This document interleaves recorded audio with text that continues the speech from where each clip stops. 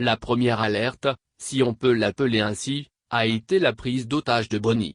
Pendant toute une journée, des militaires mécontents ont retenu plusieurs hauts gradés, gendarmes et militaires, venus, disait-il, pourtant, leur apporter le soutien des plus hautes autorités, auxquelles ils exigeaient de refaire le trajet Bonny-Sévaré par route.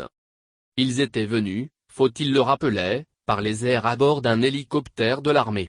Les militaires furieux entendaient, disait-il, à travers ce geste, faire vivre à leur chef ce qu'ils vivent eux-mêmes au quotidien.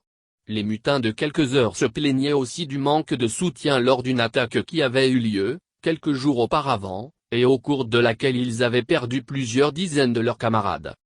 Lors de cette embuscade, se plaignaient-ils les mutins de Bonny, ils n'avaient eu aucun soutien aérien et comment pouvaient-ils venir nous narguer avec un hélicoptère ici? Pendant plusieurs heures, on a craint le pire qui a été évité de justesse grâce à l'intervention de plusieurs médiateurs, dont la MINUSMA, qui n'a pu finalement récupérer les ex-otages que le lendemain et qu'elle a ensuite transportés à Bamako, via Sévaré. À l'époque, pour ce qui concerne cette cérémonie, nous parlions, nous et plusieurs autres milliers de nos compatriotes, d'avertissements, d'alertes, et de leçons à tirer d'un semblant de révolte à prendre très au sérieux. Apparemment, ces conseils, comme c'est souvent le cas, sont tombés dans l'oreille d'un sourd, et arrivent à la mutinerie devant la maison centrale d'arrêt de Bamako où des policiers ont exigé et obtenu la libération d'un des leurs, quelques heures auparavant, mis sous mandat de dépôt. Le deuxième avertissement, à notre avis.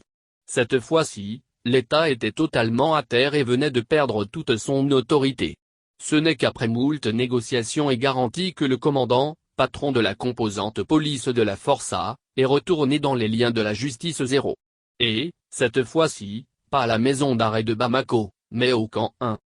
Déjà, une autre capitulation de la part de l'État qui, disons-le tout net, s'affaiblit, chaque jour, un peu plus, et continuera ainsi tant que ceux en charge de la gestion du pays ne feront pas face à l'essentiel.